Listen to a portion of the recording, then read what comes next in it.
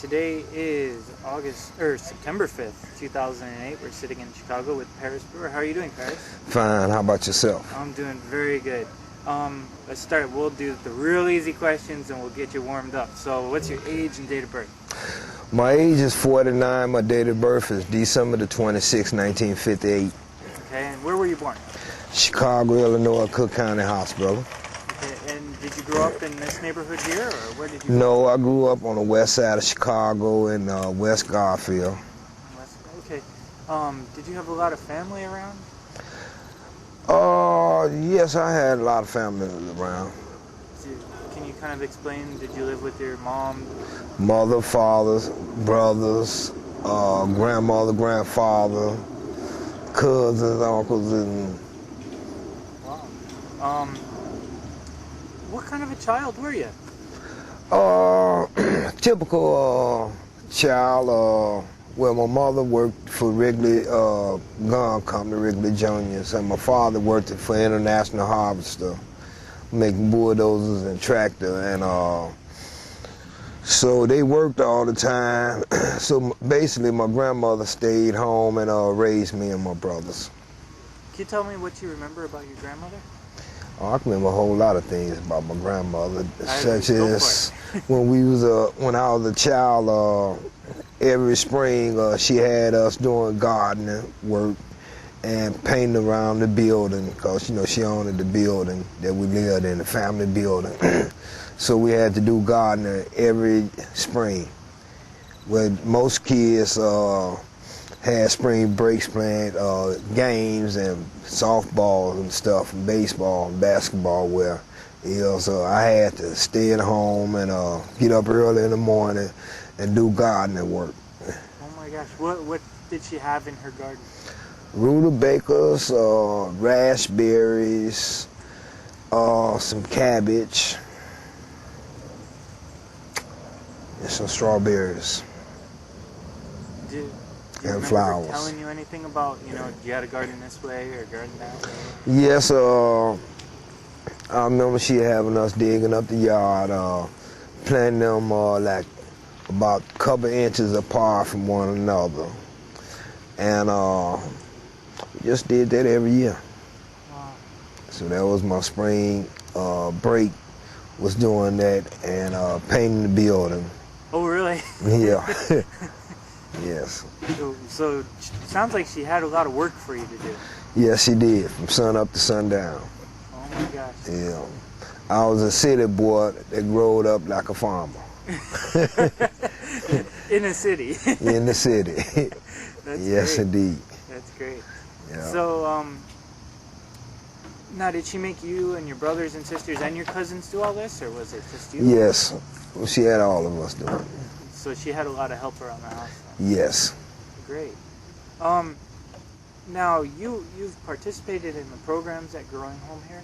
Yes, I was a trainee in 2006, and I graduated October the 27th, 2006, and then they hired me on from October the 31st to December the 22nd, and after that they hired me on as permanent staff.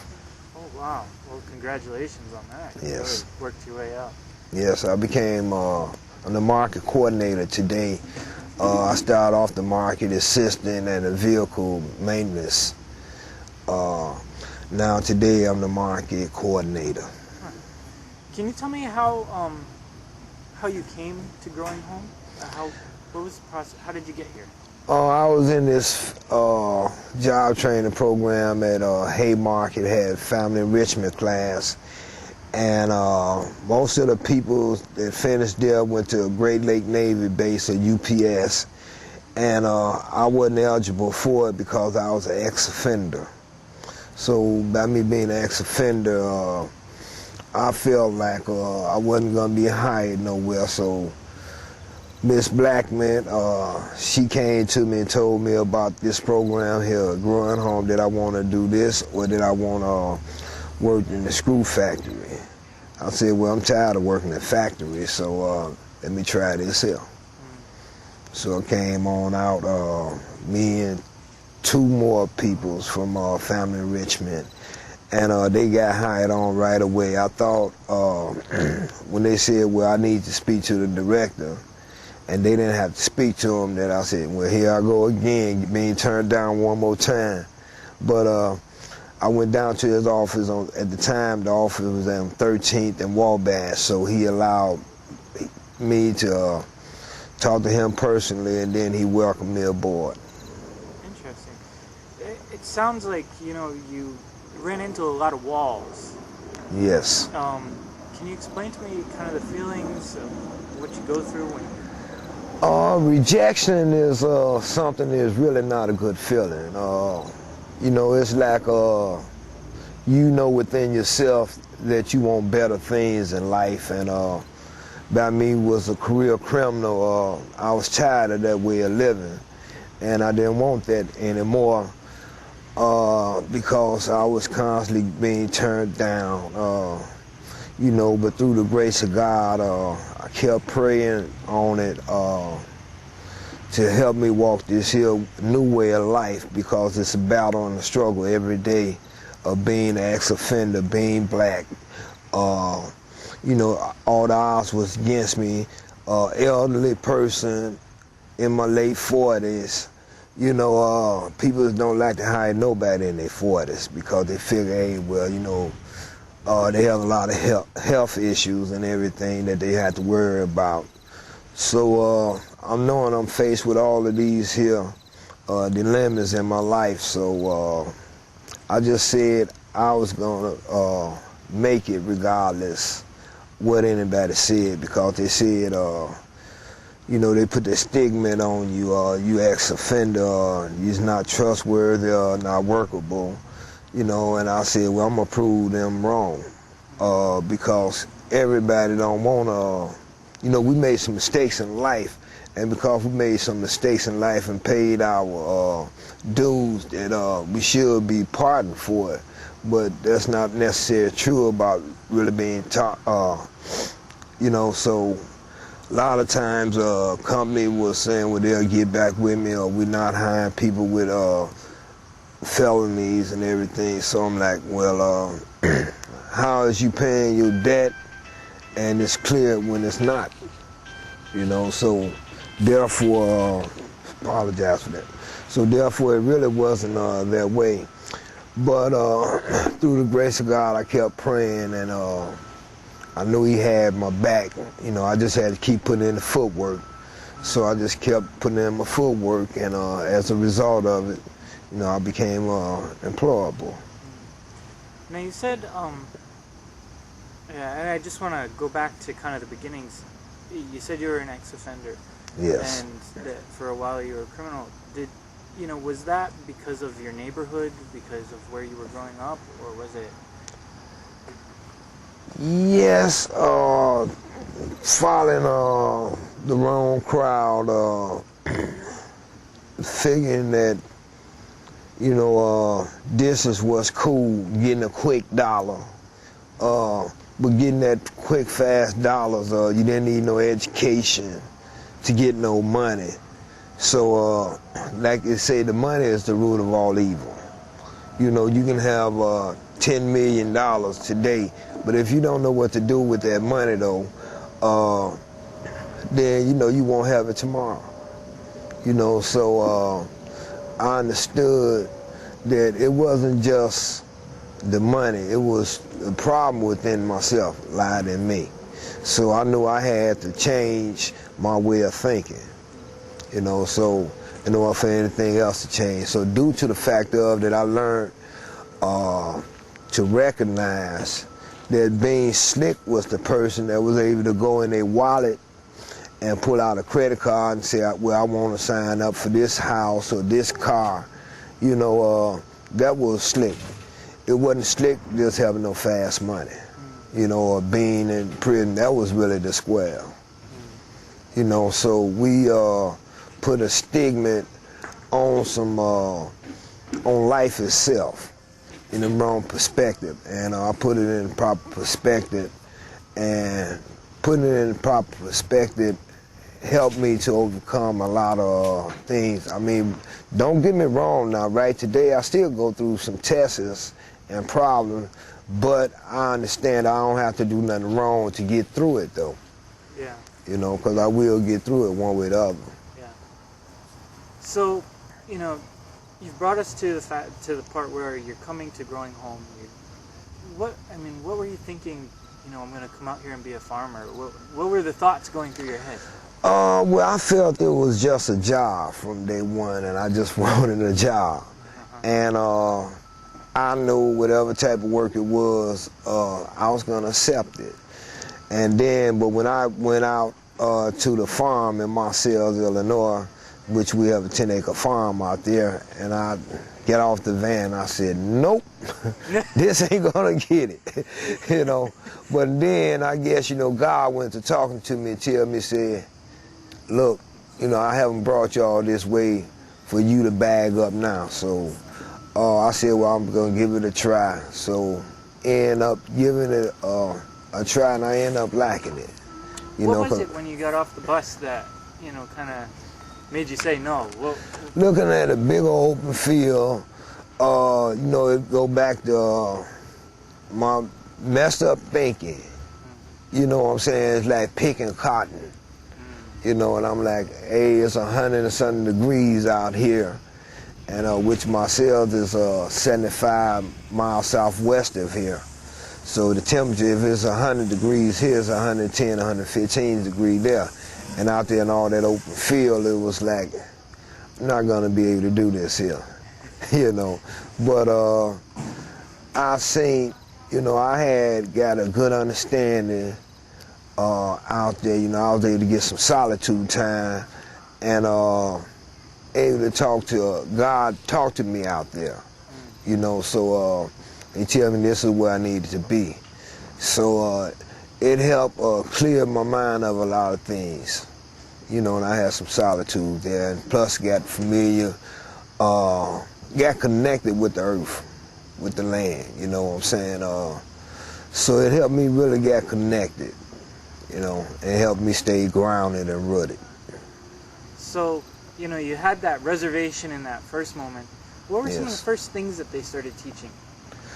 Well, they started teaching us the different type of vegetables, how to plant them, how to germinate, sometime, and how to weed around the vegetables so they can continue to grow weed-free. And about us being organic, you know, we had to pick the bugs off. And, you know, I recall taking a cup with a little bit about an inch of water, putting it inside that cup and picking off the potato bugs.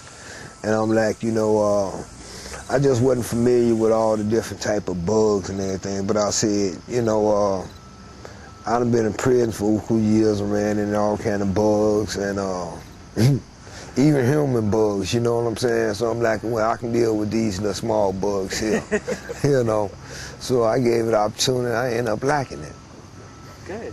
Out of the, I mean, what was it that kind of grabbed you and brought you in and has kept you here? I think it was due to the fact of, you know how when like your wife says she's pregnant, and you and her try to do everything to make sure that she stay healthy. Well, it's the same way with doing these vegetables.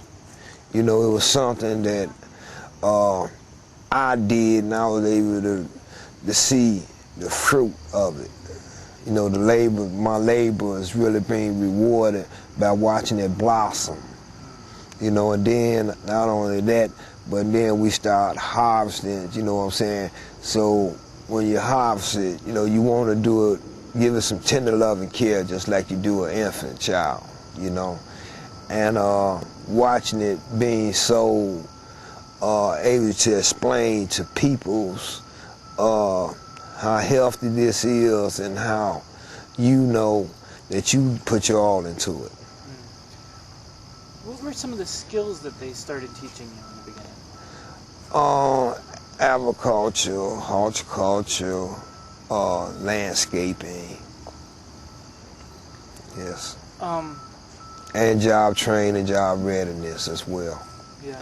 Yes, we start doing resumes, learning computer skills, you know, learning marketing skills, very different skills. Learning how to, even weeds, you can make different type of herbs with weeds, you know. You can even make lip gloss with it. You make things for lung disease, cancer. You know, it was just a whole different variety of things you learning. You know, every day you're learning something new. And, you know, I'm always been a kind of person open to new ideals. And to see this here manifest itself into something really positive, you know, it was a good feeling with inside. Good. You know, you got into the program and you did get into the farming. What was it that made you excel? Knowing that most of the people in my class was younger than I was an older individual and had the opportunity to prove that if I was given this opportunity that I need to step up and not just do it, but do it the best that I can do. You know, and I felt as though I had to outwork everybody in my class because they was all younger than I was, so I felt like they hadn't been through the things I had been through, and I didn't want to be rejected any longer, so I had to show up and show out.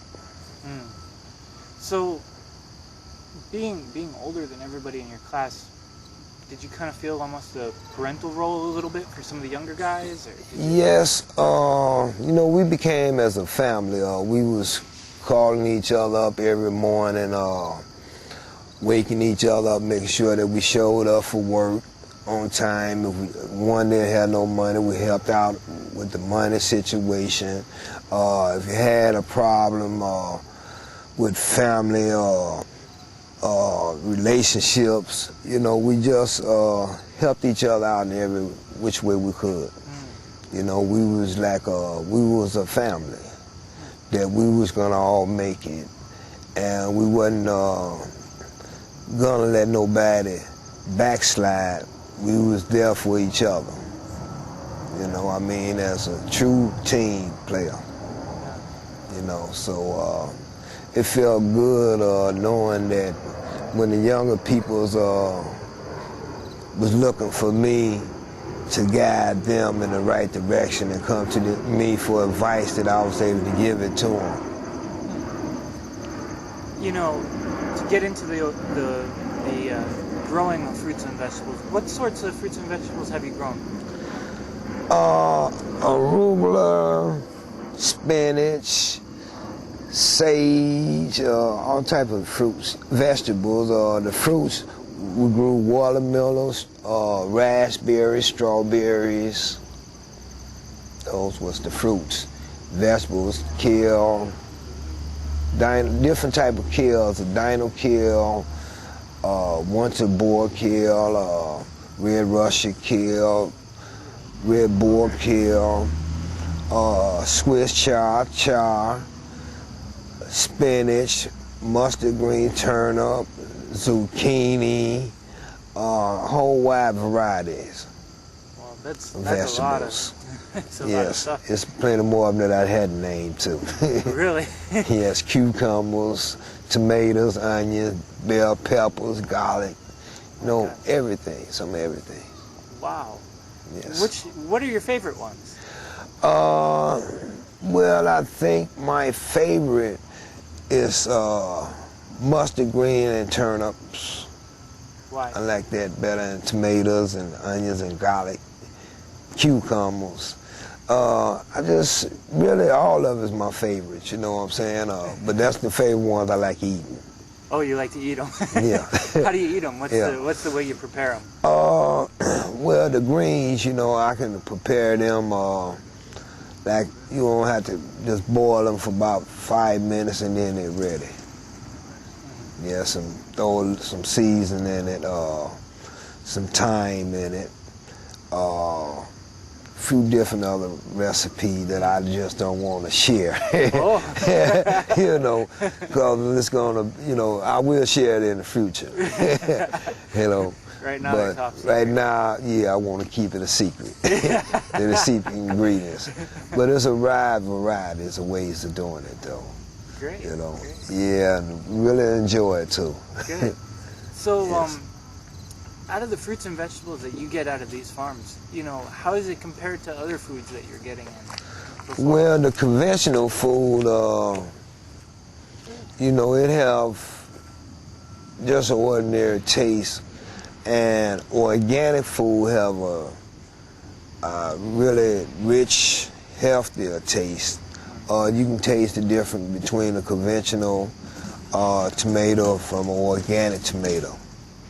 You know, even the cucumbers, you know, you can taste the difference in it.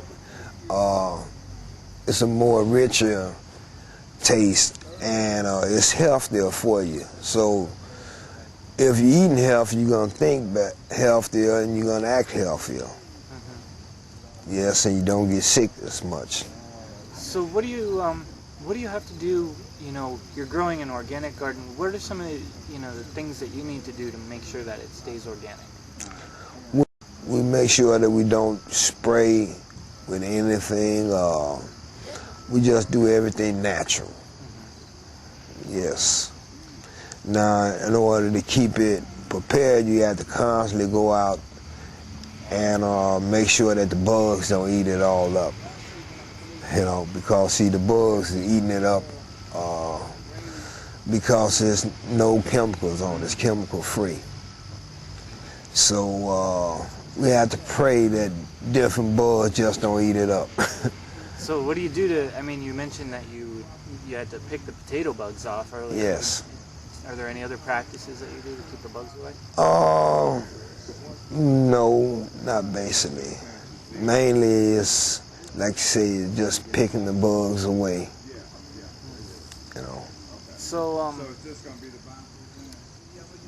if you were to think about your diet now, and you know you eat a lot of the food from here compared to the diet of some of the other people in the neighborhood here, what do you think? What do you see other people in this neighborhood eating? Well, you see, most people are raised on McDonald's and Kentucky Fried Chicken and Church's Chicken. Now, but we brought the awareness to the community. Like we have some peoples now from the community that's here, getting them some vegetables. Everybody is grabbing hold to it slowly but surely. The young kids, the older folks already grab hold to it.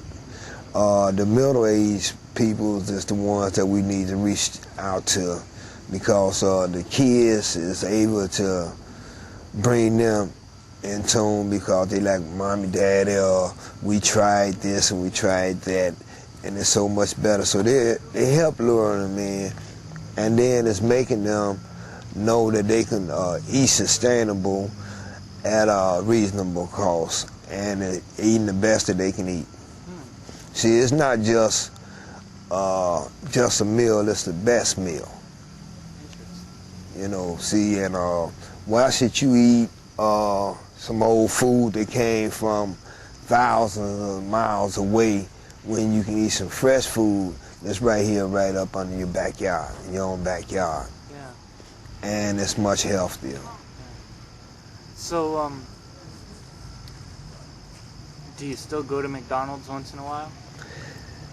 I must tell the truth, every now and then I go there, but not that often, because now today, now I learn how to manage my money, and halftime is not in my budget.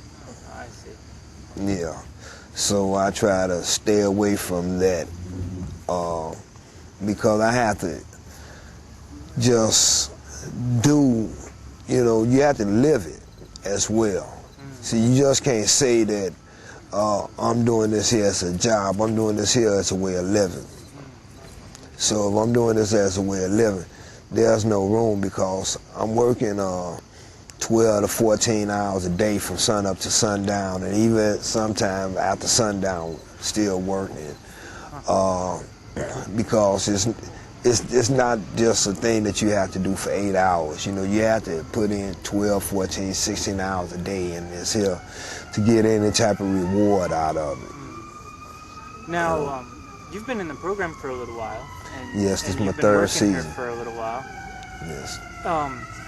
I'm sure you've seen quite a few people come in and go through the program. Do you have any great stories about some of the different people that have come through?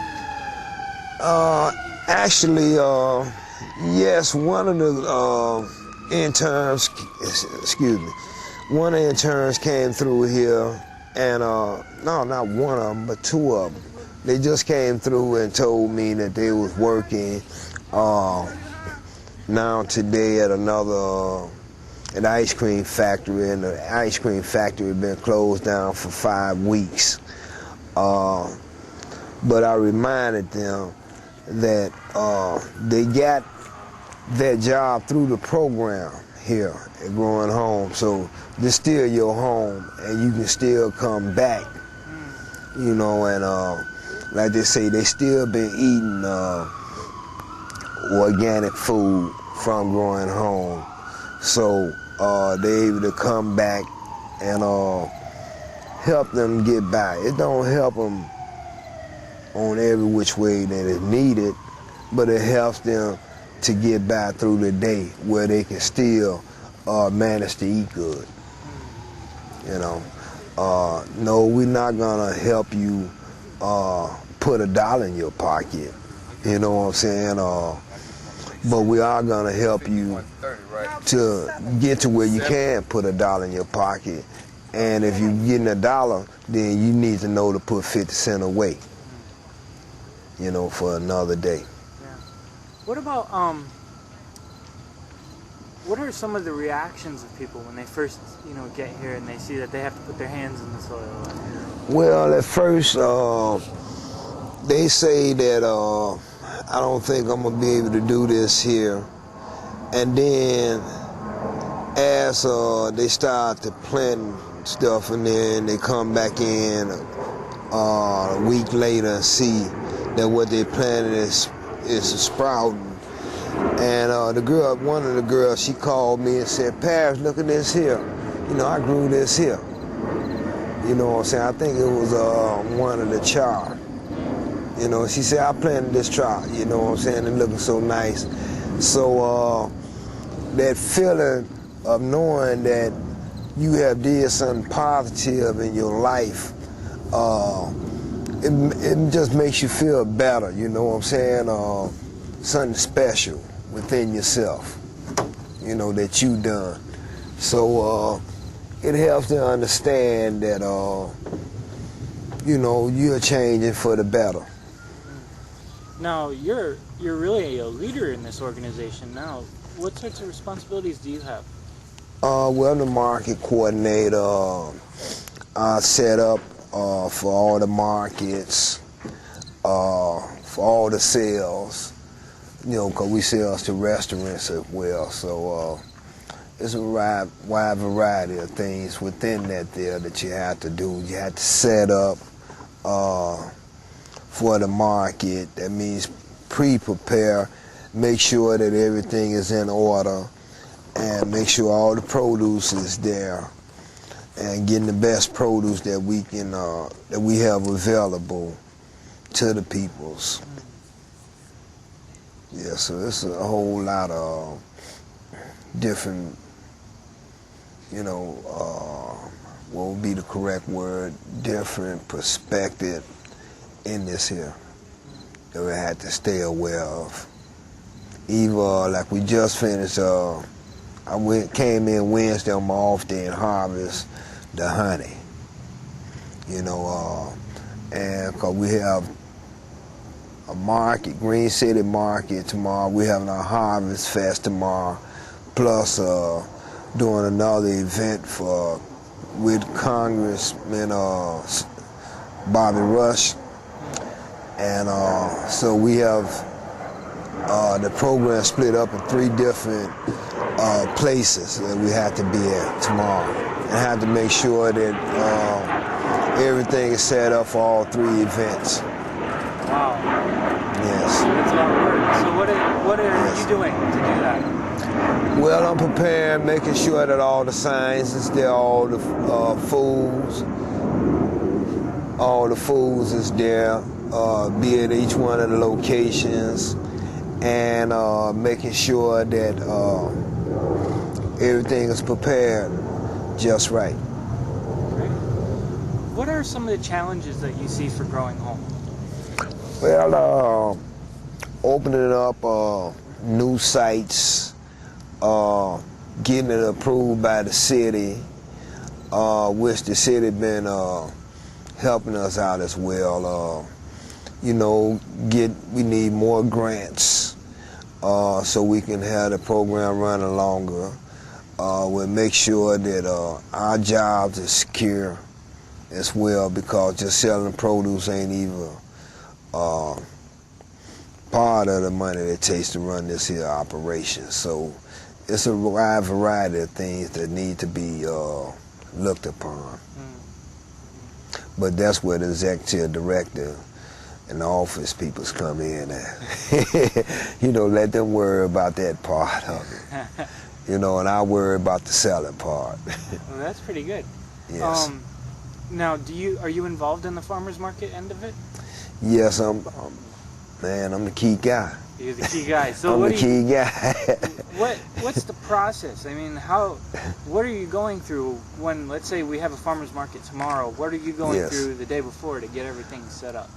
Well, I have to make sure that all of the produce is, just say for instance with the char, make sure that I have the best char.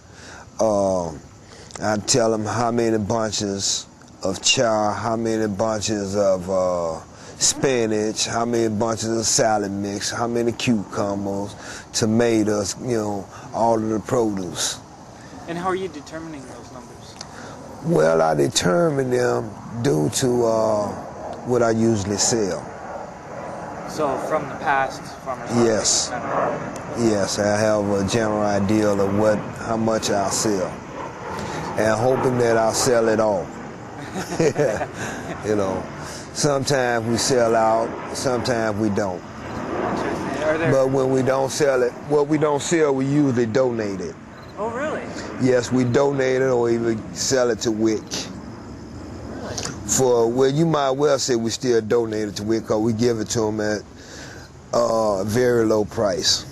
Huh. Yes. Well, that's great. So you're not only just selling some stuff, you're also doing some good for the community and other people as well. Yes. That's great. We donate food all the time. Now, do you live in this community around here, or? Well, I don't stay in this community per se, but my kids still stay in Englewood. So you kind of have an ear to what's going on in the community here. What do you hear their feelings are about? As far as growing home, Yeah. they think that we are doing a good thing. As a matter of fact, you know, we had some cookouts or opening houses. We go around and have the people in the communities come in and get them some produce and everything, and teach them how to use the produce that we have. Yes, because see, most young peoples do not know how to cook.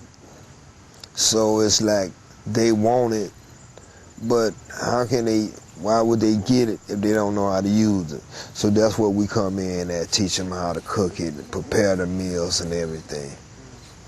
Yes. Do you do any of that, or do other people do it? Well, we have other people's doing it. Oh, okay. No, me per se is not doing it because wouldn't have the time for it all. Plus, your recipes are secret, so. Yeah, yes, you know, and we have because I have so much responsibilities, you know, I really don't have the time to do that, so I have to pass them on to other people's. Yeah. So, you know, when you get these new people into the program and stuff, what are you telling them? How are you trying to encourage them? Well, I tell them that they can get through it if they want it. All they have to do is pay attention, and give themselves a chance, because where I'm at is where they used to be at. See, I was once in the same shoes that they are in. So it's not like you cannot make it, because you can make it. I made it, anybody can make it.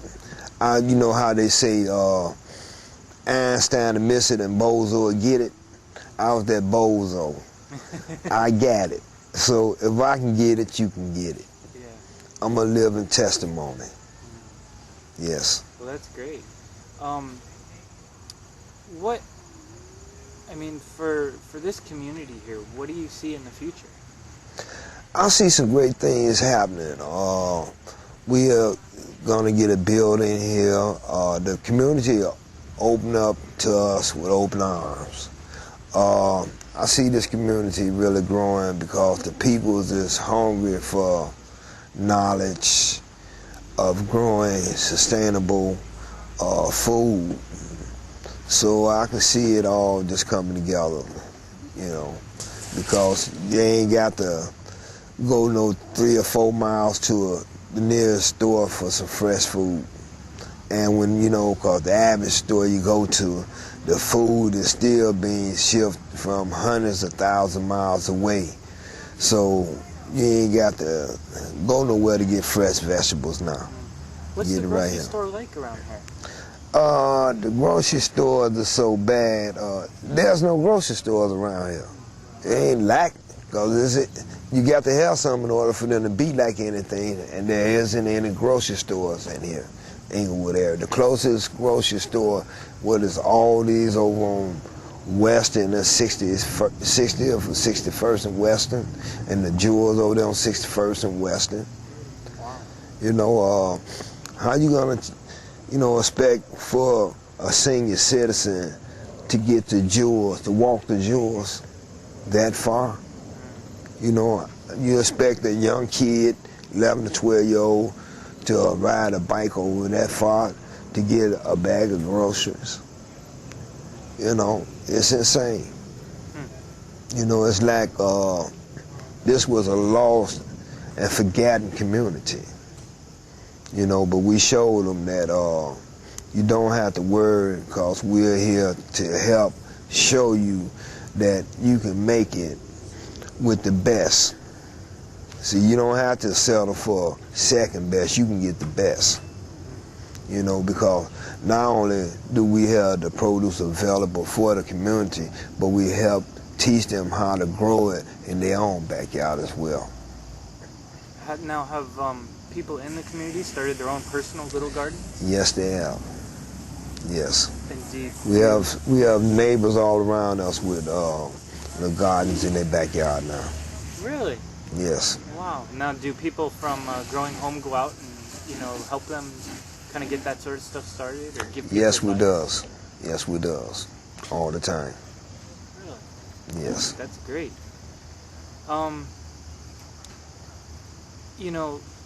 At this point in the interview, I always ask everybody the same kind of question, and this is kind of your opportunity, because this is an interview that's going to be around for a long, long time. One of your kids could possibly see it at the Illinois State Museum, or somebody who's gone through this program with you could see it. And what would you like to put in this interview for them? Such as what? You said what would I like to put in there? Yeah, what would you like there to be in this interview?